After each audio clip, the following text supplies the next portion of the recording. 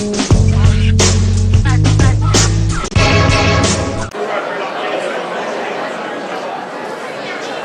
allons commencer la soirée avec Georges-Henri Bonneson. C'est un homme de l'ombre, il n'aime pas trop la lumière, et c'est quand même notre vice-président.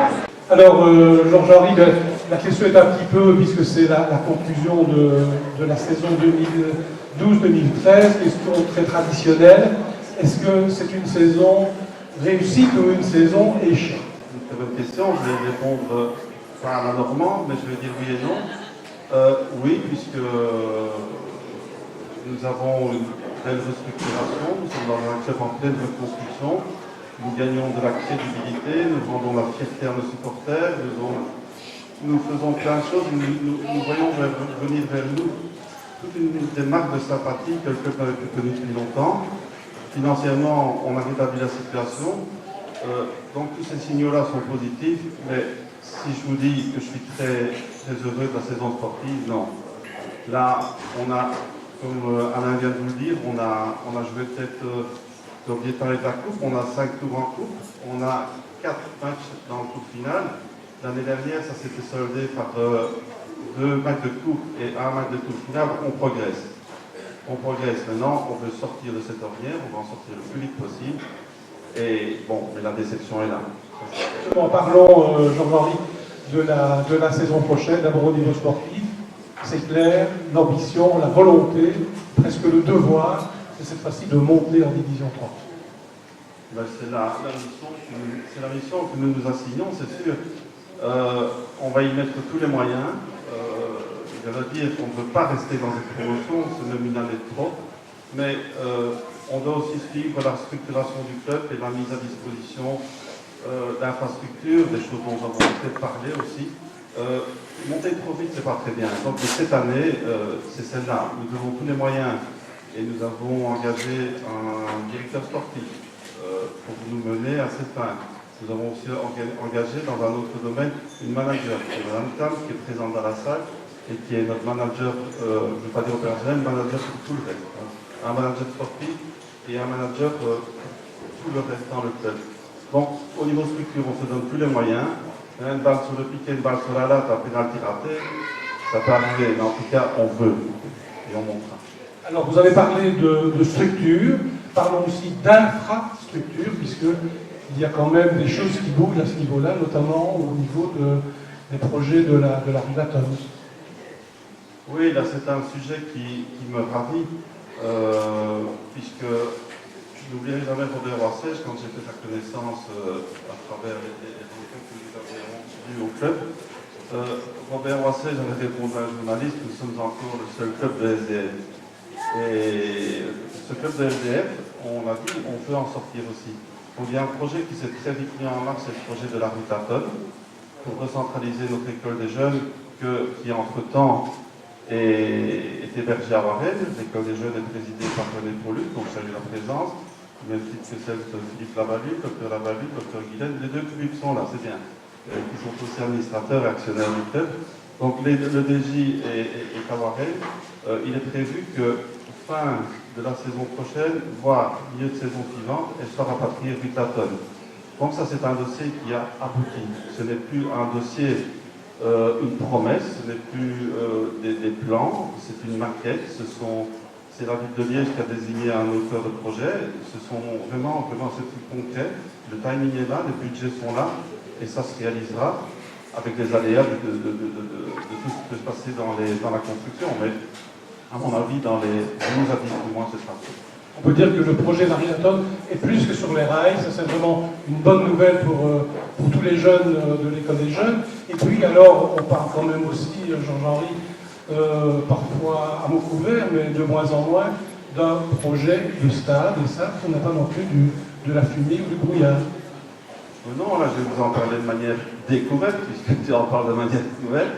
Tout le monde sait que, et ça c'est aussi quelque chose d'extraordinaire dans la vie du club, lorsque nous avons rencontré Willy de Meyer, Alain Matteau et Stéphane Moreau, lorsque nous avons repris le club. M. de Meyer nous avait dit, lorsque nous aurons affaire à des interlocuteurs crédibles, ils avaient vu passer beaucoup de monde dans pendant des années, lorsque nous aurons affaire à des interlocuteurs crédibles, nous agirons. Ils ont agi pour la Butaton, et maintenant, nous leur avons dit, financièrement, nous sommes prêts à établir le business plan d'un stade. Et nous en sommes, sans jeu de mots, au stade de la validation du site. Donc pour le moment, ce n'est plus des promesses en l'air, ce n'est plus aller tracer des plans sur la comète, mais c'est vraiment la localisation du stade. Ce sera sur recours, ça c'est une quasi-certitude, et je pense que dans les jours, voire les semaines à venir, le bourgmestre de Liège déclarera lui-même, fera l'annonce lui-même, ou les chemins des sports feront l'annonce eux-mêmes de la localisation qu'ils nous donneront en bail amphithéotique pour que nous puissions y construire notre stade. Et avoir une comptabilité régulière, ce qui est le cas dans nos trois entités, l'ASA, l'école des jeunes et la SDL 120-125. Donc ces trois sociétés, dans l'histoire du club, sont, après 2 exercices, légèrement bénéficiaires, toutes les trois, après la dette que nous avons apurée. Donc ça, c'est quelque chose de merveilleux. Je pense que ça ne s'est plus passé depuis 20 ans. Et une chose qui est extraordinaire pour moi, c'est d'avoir tissé des liens d'amitié avec René Paulus, qui me fait un clin d'œil là-bas, parce qu'il a peur que je l'oublie, et avec d'autres administrateurs, mais aussi beaucoup de supporters. Et c'est à eux, et c'est pour eux aussi que nous faisons ce genre de choses, parce que je ne suis pas le petit gamin comme il dit de Meyer, là. Et il m'a dit un jour, et c'est ce qui m'a fait percuter sur le projet, j'avais été voir avec Jean-Paul Lacombe, et il m'a dit, M. Botron, vous ne savez pas ce qu'est le matricule 4. Ce n'est pas un club, c'est pas un club comme les autres. Il fait partie de notre patrimoine sportif, mais il fait aussi partie du patrimoine social et culturel de la ville de Liège et de toute la province. J'ai vraiment apprécié ça, et c'est ce qui m'a fait déclencher. Aujourd'hui, je le sens vraiment avec force, je le vis au quotidien, et j'en suis heureux, si même ça fait pas mal de soucis, mais heureux de vous voir là ce soir, et je vous remercie beaucoup. Alors, on a dit donc cette soirée, c'est une soirée de clôture de la saison, et donc on va te demander, voilà, ton avis sur le bilan sur cette saison. Est-ce que tu es remis de la déception de l'Union Saint-Gilloise? Ouais, remis, c'est un grand mot. Ça reste toujours un petit peu en travers la gorge, mais il faut pouvoir tourner la page, en tirer les conclusions et repartir du bon pied de toute façon pour la saison prochaine. Alors cette saison, c'est bizarre parce que quand Georges-Henri l'a rappelé tout à l'heure, elle avait commencé en boulet de canon avec cette campagne en Coupe de Belgique où on ne s'est fait éliminer que par le Bruxelles, c'est encore dans les 10 dernières minutes. Et puis, il y a eu un creux, là, comme ça, en septembre-octobre. Est-ce qu'on explique ça? Est-ce qu'il y a une explication? Bon, on a beaucoup réfléchi, justement, à cette début de saison, alors qu'on sortait, justement, de très bons matchs en Coupe, en ayant éliminé les divisions 2 et les divisions 3. Donc, on s'attend directement à avoir des résultats. Et malheureusement, on a été pris en Namur, notamment, avec cette défaite. Et on a dû relever la tête le plus rapidement possible, mais c'est vrai que ce début-là, on n'était pas prévu au programme. Malheureusement, c'est le football et ça peut arriver. Après ça, il faut pouvoir réagir, c'est ce qu'on a fait. Parce qu'il me semble que si on fait le bilan de 2013, je me souviens d'une défaite à Meux, mais mettons là de côté. Sinon, une défaite à Bleugny, mais avec une équipe qui était un peu expérimentale et qui n'avait plus vraiment la motivation. Et puis, cette défaite à l'Union, évidemment. Et donc, finalement, le bilan de 2013, c'est ça qui peut être encourageant, c'est qu'en 2013, le bilan est très favorable. Il suffirait, entre guillemets, de continuer sur cette lancée. Disons que depuis 2 ans, on a une nouvelle direction, évidemment, donc avec des défis, des challenges. Et au niveau sportif, on a eu une équipe la première saison qui a fait de bons résultats avec ce tour final. Je crois que ça, c'était vraiment l'objectif. Et puis, de continuer à évoluer, à progresser. Donc, la deuxième saison, on était basé là-dessus. Maintenant, quand on sait qu'on finit 3e la première saison, si on veut évoluer et progresser, ça veut dire aussi de jouer le titre ou d'aller plus loin, évidemment, au tour final. Donc, c'est clair qu'on a eu ces moments de joie avec ces beaux matchs en coupe. Et puis, quelques petites déceptions au début de championnat, et on a su relever la tête et atteindre ce tour final et aller vraiment pratiquement au bout. Parce que pour moi, au bout, c'est quand on l'a en main et qu'on a cette montée, et là, on n'a pas. Donc, Mais on est allé plus loin, et on veut encore aller plus loin la saison prochaine. Je crois que ça, c'est vraiment le mot d'ordre, c'est d'évoluer chaque saison. Donc on garde notre base sportive, donc là sur le terrain, je crois qu'on a acquis ça et on doit le garder et continuer justement à peaufiner l'équipe pour la rendre encore meilleure et pour pouvoir encore progresser. Donc la saison prochaine, c'est clair qu'on veut faire mieux. Et si on veut faire mieux, c'est d'aller chercher cette montée en D3. Et c'est clair que là, on aura besoin évidemment de tout le monde. Et tout le monde doit évidemment tirer dans le même sens, que ce soit les joueurs, bien sûr, le staff. Hein, on parlait du doc tout à l'heure, mais c'est important aussi. Que ce soit le magasinier, et évidemment le moteur de tout ça, c'est évidemment vous, les supporters, hein, qui chaque week-end mettez l'ambiance, venez au stade, nous soutenir, même dans les moments un peu plus difficiles. Donc je crois qu'on peut se rendre compte de ça lors du dernier match à Lyon, quand on voit une vingtaine de cars partir sur 3. Voilà, 23 exactement. Donc ça c'est exceptionnel quand on pense qu'il y a 3 ans d'ici, il n'y avait pratiquement plus personne. Hein. Il ne faut pas se leurrer. Donc je crois qu'il y a une très bonne dynamique. Mais sportivement, maintenant, il faut franchir encore un cap. Et le cap, c'est la D3. Eric Van de Boom, qui a terminé de se sacrifier, parce que s'il n'est pas blessé, Stéphane Caligari n'entre pas au jeu, et on ne sait pas qui aurait marqué.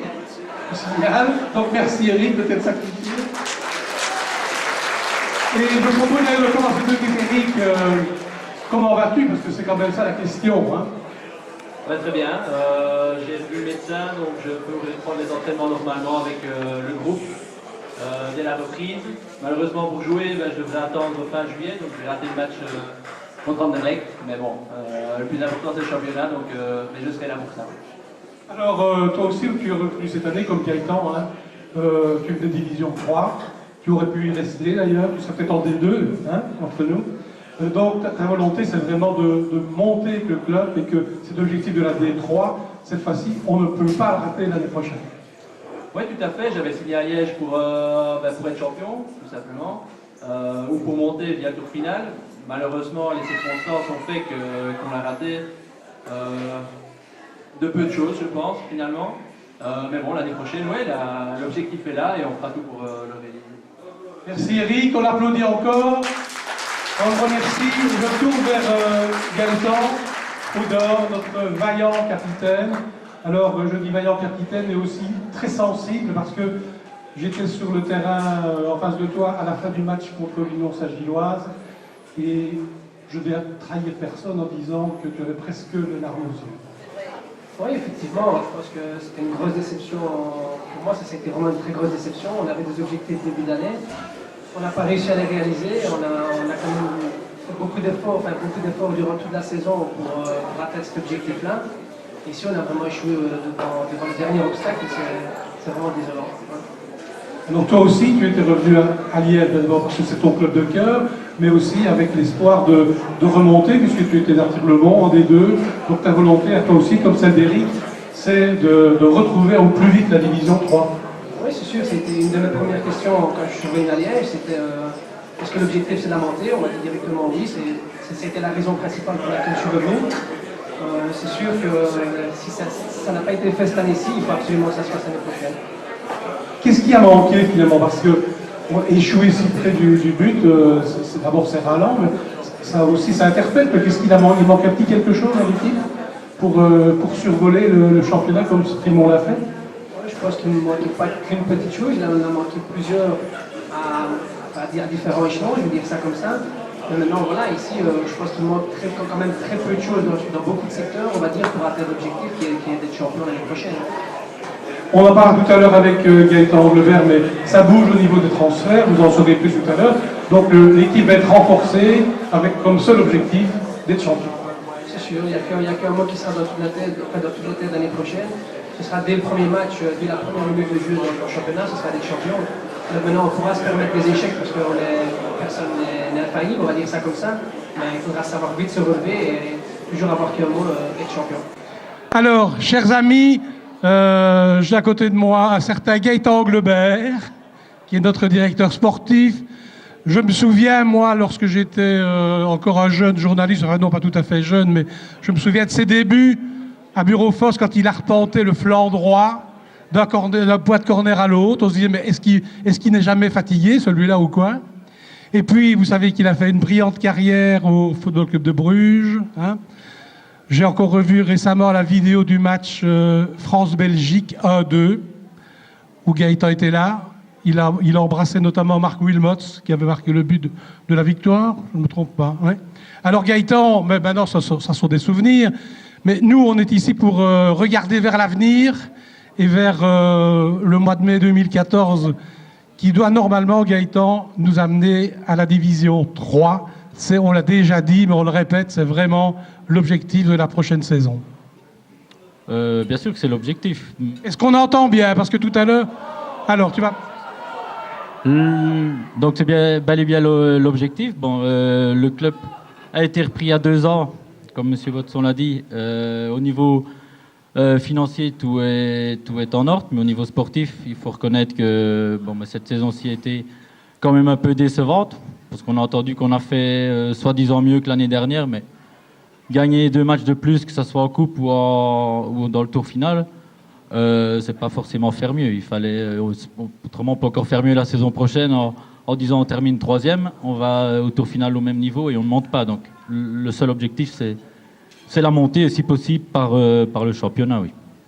Alors Gaëtan, pour faire mieux que l'année dernière, il faudra sans doute être plus fort, hein, faire un peu une saison comme Sprimont l'a fait cette année ou comme Ciné l'année dernière.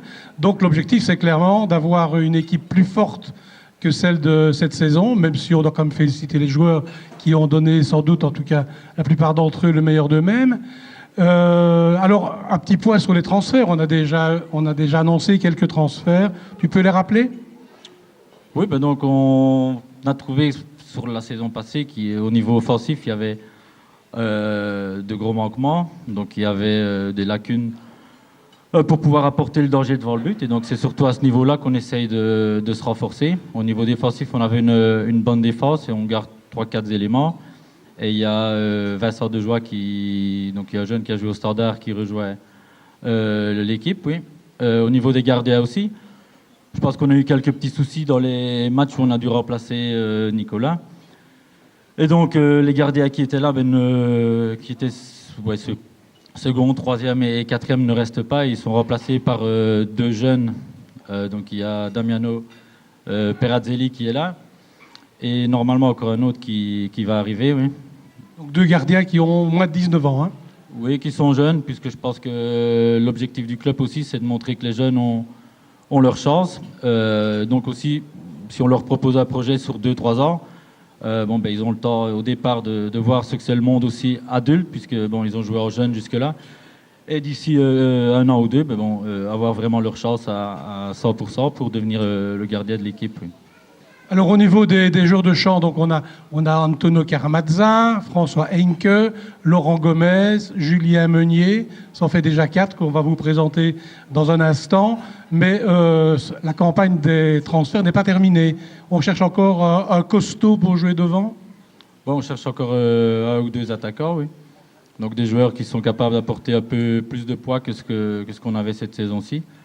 Donc on est occupé avec 2-3 joueurs, mais si on veut de la qualité, ce sont forcément des joueurs qui sont aussi intéressés par un niveau supérieur au nôtre. Donc il faut d'abord qu'on attende leur choix et voir s'ils ont vraiment une bonne proposition, par exemple en 2e. Et si éventuellement, alors, s'ils n'en ont pas, ils viendront chez nous. Mais on va encore attendre quelques jours et puis alors on devra se décider pour l'une ou l'autre piste que l'on a pour le moment. Oui. Mais on peut dire aux supporters qui sont là qu'il y aura encore quelques bonnes nouvelles d'ici la fin du mois de juin. Il y en aura une ou 2, mais pas plus, puisque aussi, il y avait un groupe l'année dernière qui était assez large. Donc la direction avait décidé que ce groupe devait être plus réduit. Et donc on va partir avec un groupe de 17-18 joueurs, mais beaucoup plus de jeunes derrière eux. Et donc les jeunes, quand on fera appel à eux, c'est aussi ce que le club veut donner, comme je l'ai dit pour les gardiens, mais pour les joueurs de champ aussi, parce que ce sera à eux de montrer qu'ils ont le niveau et de saisir leur chance. Donc voilà pourquoi on ne prend pas plus de joueurs dans le noyau cette saison-ci. Alors voilà, le premier c'est Antonio Caramazza. Je vais pas énoncer tous les clubs où il a joué, mais il a toujours donné satisfaction. Comment? Oui. Alors, à côté de lui, c'est François Henke, plutôt à flanc droit, offensif. Venez plus près, hein, qu'on vous voit bien. Hein. On vous voit bien. Alors là, tu vas m'aider, hein, Gaëtan. Voilà. Alors, dis-le toi-même. Attends, parce que le câble est un peu court. Alors. Damiano Perazzelli, donc le deuxième ou troisième gardien. Oui. Il a déjà son fan club, lui. Hein. Bon, ça promet. Alors, je pense qu'à côté de lui, un grand, là, c'est Vincent de Joie, un arrière défenseur central. Hein. Alors, il a été formé au Standard, d'accord, mais c'est un Esbignon, parce que je me suis laissé dire. Et il a joué quelques années à Liège, et puis c'est un Esbignon, puisqu'on m'a dit qu'il était originaire d'Aouan. Donc c'est vraiment un de chez nous, hein, un vrai, ok? Alors, à côté de lui, presque aussi grand que lui, Julien Meunier, c'est un attaquant qui nous a fait un peu souffrir quand il était à EY et à Cité Sport, mais ça, c'est oublié, maintenant il va travailler pour nous. Et puis, ça sont les nouveaux, hein, mais il y en aura d'autres, vous l'avez bien entendu. Et puis, je vous propose d'applaudir Martin Leroy, notre arrière droit, plein d'espoir. Jonathan Bosman, que vous avez apprécié en fin de saison. Est-ce que vous les voyez bien? Parce qu'ils se cachent derrière la tenture, là. Et puis les deux vieux, là, hein. Gaëtan Odor, le capitaine, et Eric Van de Bonne. Alors, applaudissez-les tous. Et je vous donne déjà rendez-vous pour le Fan Day du mois d'août.